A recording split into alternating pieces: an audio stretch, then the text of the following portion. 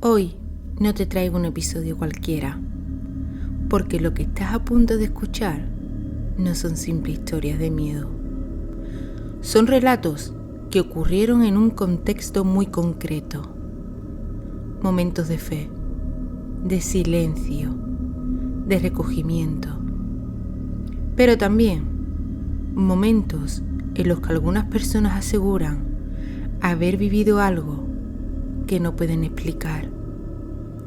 Hoy, en Error 404, te traigo una recopilación de experiencias reales ocurridas en Semana Santa.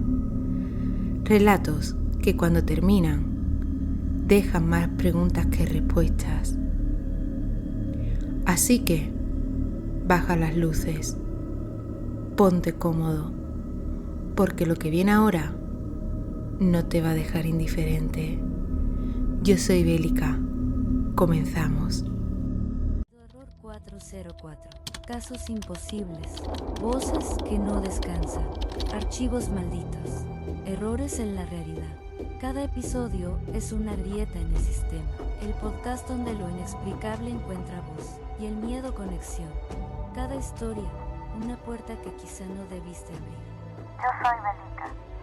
Si estás escuchando esto, ya es demasiado tarde para volver atrás.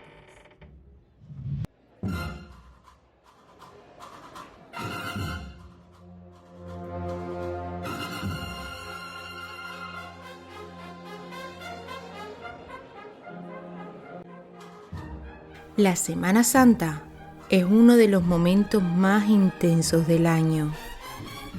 Calles llenas de personas, tambores que resuenan en la madrugada, miradas clavadas en imágenes que llevan siglos recorriendo los mismos caminos.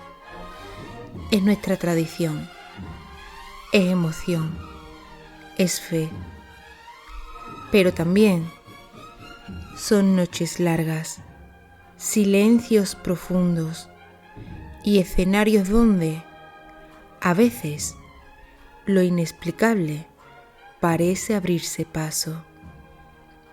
Y es ahí, justo ahí, donde comienza nuestro primer relato.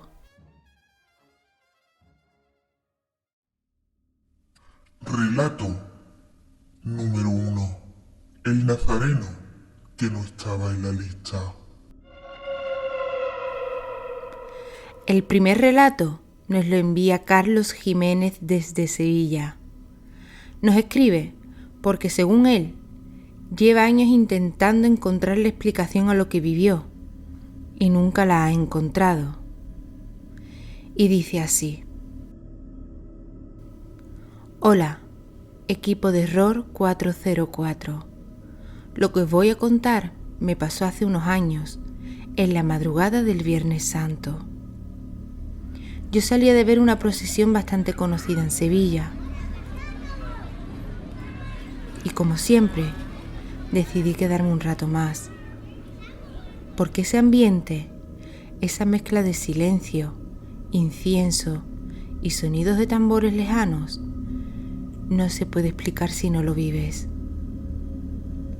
Eran cerca de las 3 de la madrugada aproximadamente. De esas horas en las que ya no hay tanta gente, pero tampoco está todo completamente solo.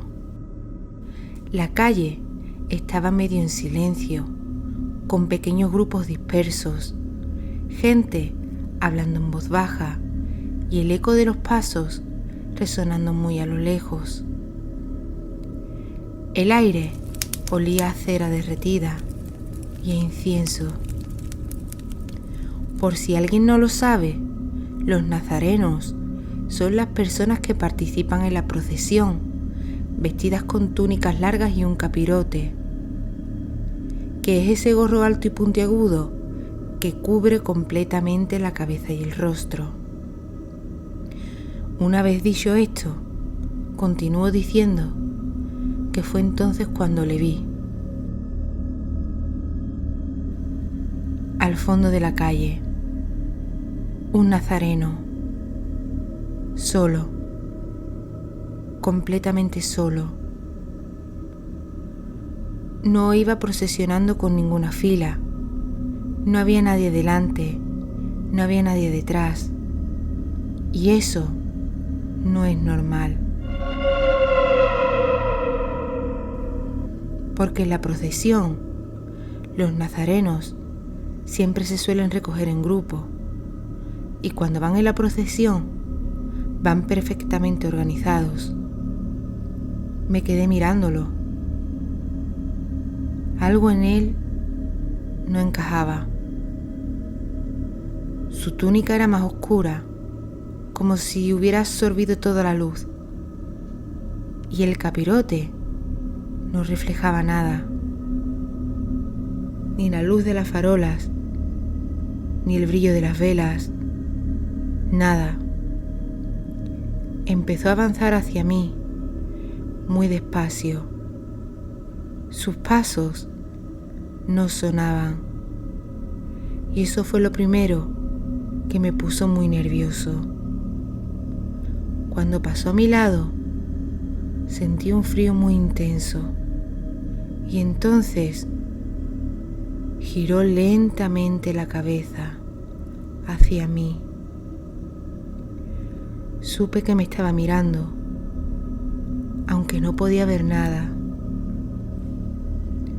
Ni ojos, ni rostro, solo oscuridad. Me giré para seguirlo, pero ya no estaba.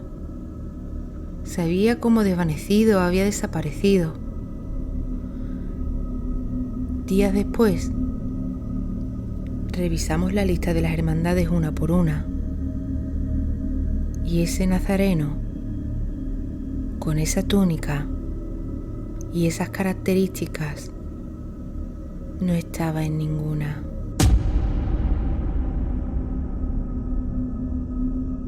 Relato número 2.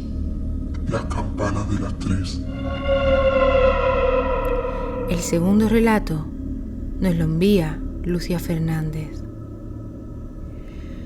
Nos escribe porque, según cuenta, hubo una noche en la que dejó de creer que todo tenía una explicación lógica. Y dice así: Buenas, Bélica. No sé muy bien cómo empezar esto, pero lo que me pasó aquella noche no tiene explicación. Eran las 3 de la madrugada. Todo estaba en silencio. Me desperté de golpe y entonces sonó una campana. Lenta, grave. Después otra y otra. Me acerqué a mi ventana. La iglesia estaba completamente cerrada, sin luz, sin gente. Pero las campanas seguían sonando. Y entonces las vi. Una figura en la torre miraba hacia afuera. Inmóvil, de pronto, las campanas sonaron con más fuerza y la figura se desvaneció.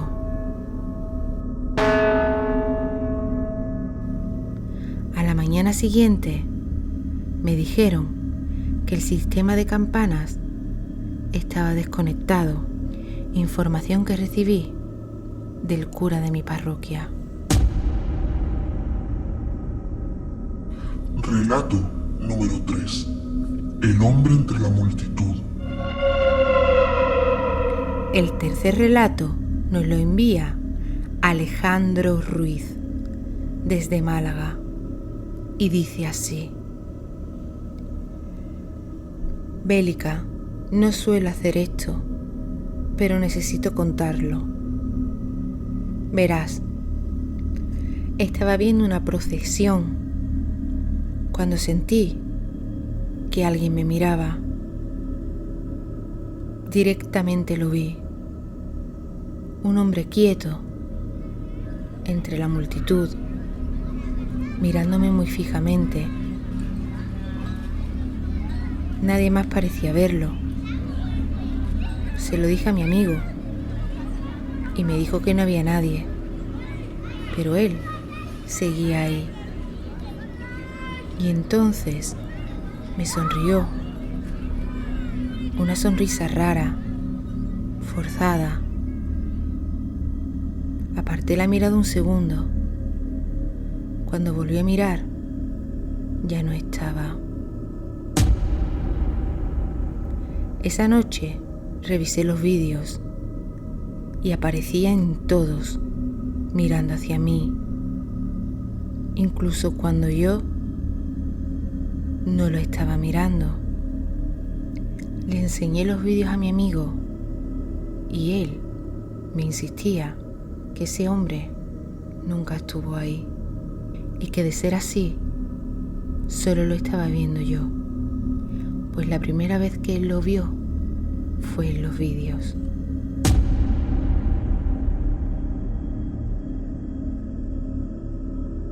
Relato número 4. El costalero que faltaba. Manuel Ortega, desde Cádiz, y dice así: Muy buenas, Bélica. Soy costalero y lo que sentí aquella noche no era de este mundo. Debajo del paso noté una mano en mi hombro, fría, posada muy lenta. Pensé que era un compañero, pero nadie estaba ahí. Y entonces, una voz en mi oído me dijo: Ahora sí. Al terminar, nadie se había movido, nadie había dicho nada. Un compañero veterano, al contarle lo que me pasó, me dijo: No es la primera vez que alguien se mete ahí abajo sin estar en la cuadrilla. Ya sabes a lo que me refiero. Debajo de este paso no es la primera vez que se reporta esto que tú hoy, Manuel, me estás contando. Relato número 5. La mirada que cambió. El último relato nos lo envía Carmen Navarro desde Granada y dice así: Estaba viendo una imagen y no podía dejar de mirarla, y entonces su expresión cambió, muy leve. Los ojos no eran los mismos. Ahora me estaban mirando a mí. Parpadeé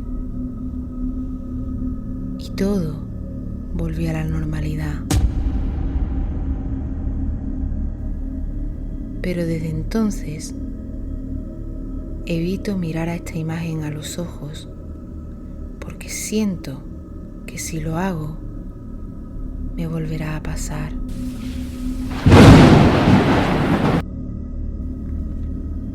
Y hasta aquí el episodio de hoy.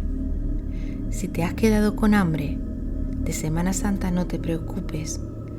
Para la semana que viene traeremos más relatos inquietantes, mucho más extensos y terroríficos. Y si has llegado hasta el final, darte las gracias de verdad, porque este podcast no es solo lo que yo cuento, es también lo que tú escuchas. En ese momento a solas, esa inquietud, esa duda que se queda contigo, incluso cuando aquí en el estudio apago el micrófono y todo termina. Error 404 no sería nada si las personas que poco a poco estés entrando al canal. Pero déjame decirte que si te ha gustado este episodio, puedes apoyarnos siguiéndonos, compartiéndonos, dejándonos tu tierno like o simplemente recordándoselo a alguien que también pueda disfrutar con estas nuestras historias. Te recuerdo que estamos en Patreon, eBooks, Spotify, YouTube y Amazon Music. Pero déjame decirte que si usas Alexa, debes pedirlo diciendo Podcast Error 404. Y recuerda, si tú también has vivido algo que no puedes explicar, puedes escribirnos a oyenteserror404@gmail.com, porque quizás tu historia sea la próxima que escuchemos aquí en el canal. Nos escuchamos tú y yo en el próximo episodio, pero hasta entonces, ten cuidado con lo que ves en Semana Santa, cuando crees que te has quedado solo, o quizás se reporte algo entre la multitud. Yo soy Bélica y esto ha sido Error 404.